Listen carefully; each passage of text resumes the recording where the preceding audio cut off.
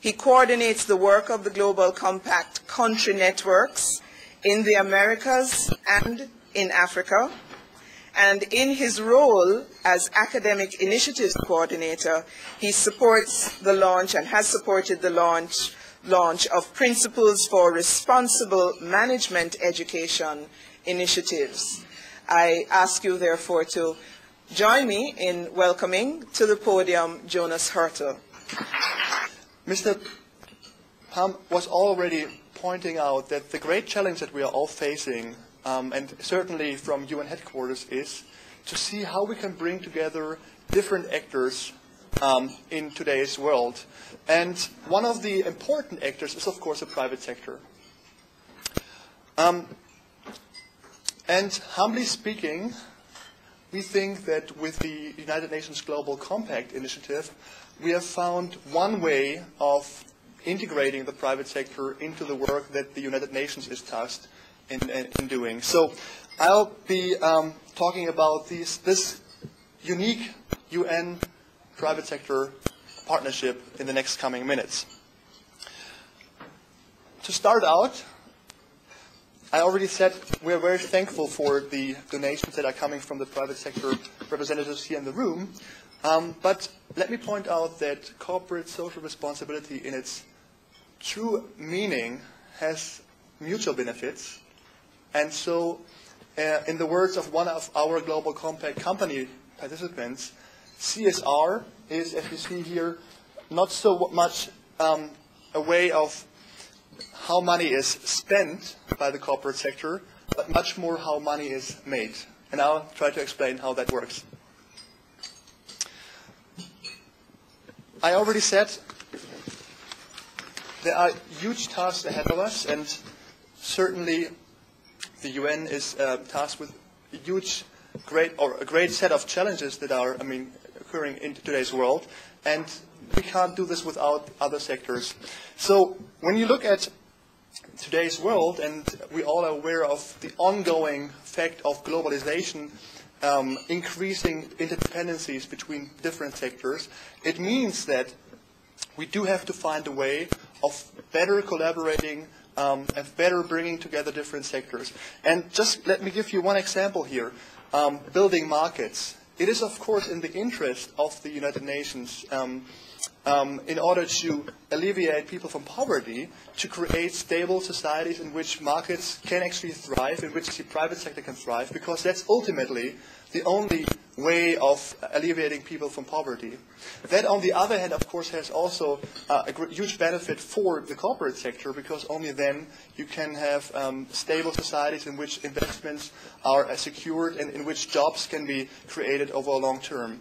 So with that kind of thinking, the UN started, the initiative Global Compact in 2000 with, at this time, only 40 corporations, which committed to integrate 10 universally accepted principles into their strategy and day-to-day operations.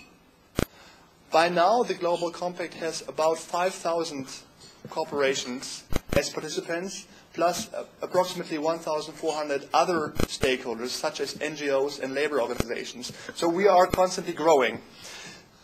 I already said the Global Compact is about integrating these 10 principles, which I show you here on this next slide. Again, 10 principles in the realm of human rights, workplace standards, environmental practices, and anti-corruption. So one of the tasks that the Global Compact is setting out is for companies which want to participate in the Global Compact to internalize this set of 10 principles. The benefit is they are universally accepted, so no matter where you do business, they are based on international conventions which have been agreed upon by the international community, and as you've seen on the slide beforehand, they have been translated into a meaningful way for business or corporations. So this is one of the aspects of what we are working on with the Global Compact. However, the other one, and that's in today's conversation very important, we do encourage companies to externalize their engagement, meaning to enter into partnerships in support of broader UN goals. The MDGs, the Millennium Development Goals, as one set, of course, of very important goals that have been set out by the international community. So those are the two tasks that we are trying to engage companies in: internalizing 10 principles into strategy and day-to-day operations, and externalizing their engagement by encouraging them to enter into partnerships. So,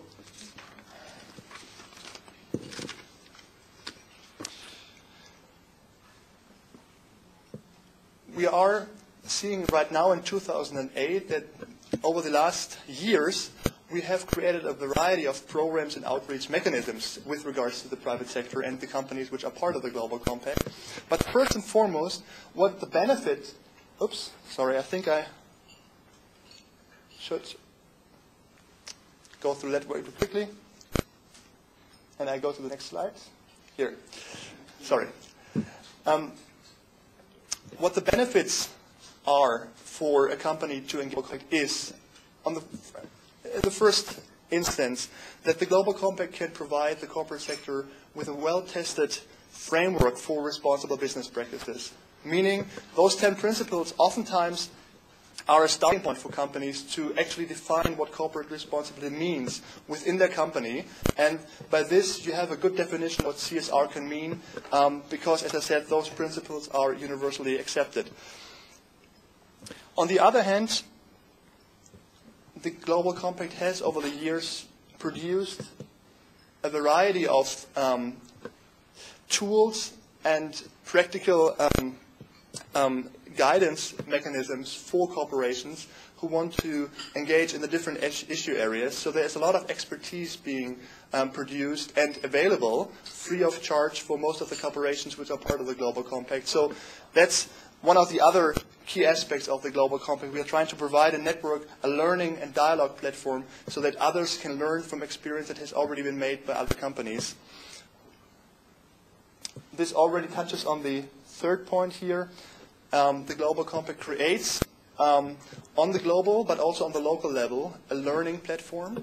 We have seen over the years that we have about 80 country networks around the world, and they are constantly bringing together their corporate partners in a variety of workshops or learning or conferences, basically demand-driven by the demand that business puts out there and the activities that business wants to put on the agenda.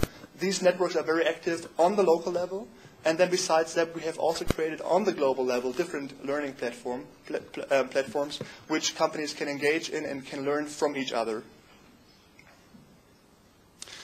The Global Compact then also, of course, creates a network of like-minded business participants. And this is very important because right now, with about 5,000 corporations, the Global Compact can say it's the world's biggest corporate responsibility initiative, and it sets standards in what it means to be a corporate responsible business. So if you are associating yourself with a program like the Global Compact, you can be sure that you are following some of the leaders in that movement.